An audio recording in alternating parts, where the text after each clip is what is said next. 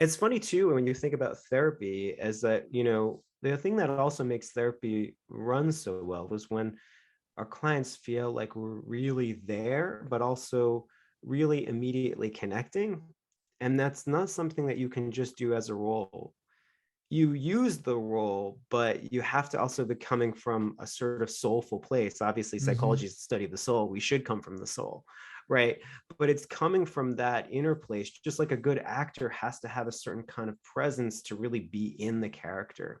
Yeah. And I think sometimes it's interesting, because I was once at the Psychotherapy Networker conference and Irvin Yalom was getting a Lifetime Achievement Award. I read about this in the book.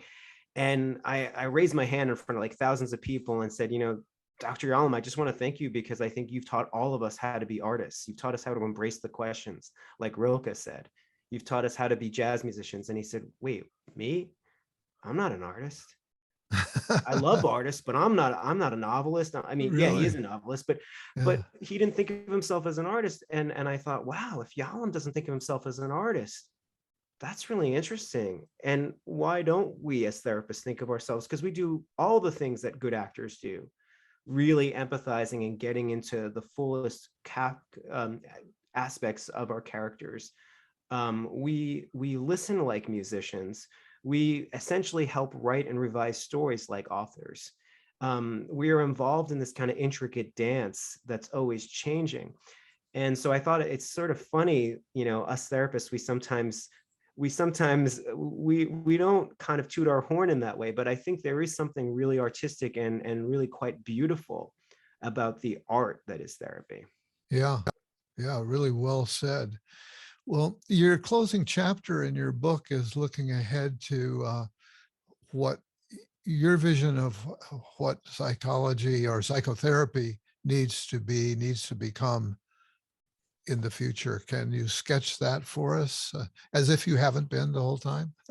I so so we're victims of our own success. We always are, right? So the great thing about mental health and psychology and social work and therapy is that we become really good at classifying all these, different psychological disorders, which makes us understand all these different aspects of human suffering, right? We know a lot about mental illness and we know a lot about mental health.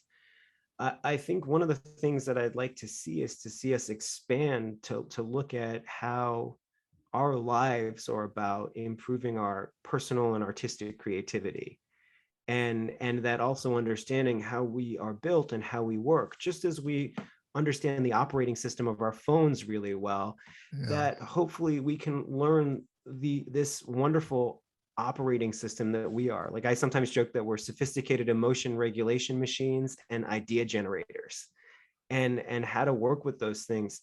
But I would love to see a mental health vision that looks both at problems and beyond problems, that looks at these interesting Shakespearean three-dimensional capacities and challenges and limitations that we all face.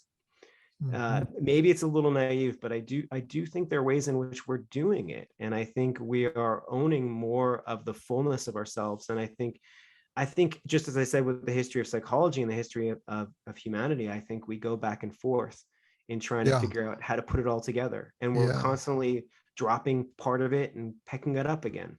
Right. Well, certainly you're calling for, uh, you're reaffirming the need to move away from a totally mechanistic view of people and of lives and of psychotherapy, and for something that's deeper.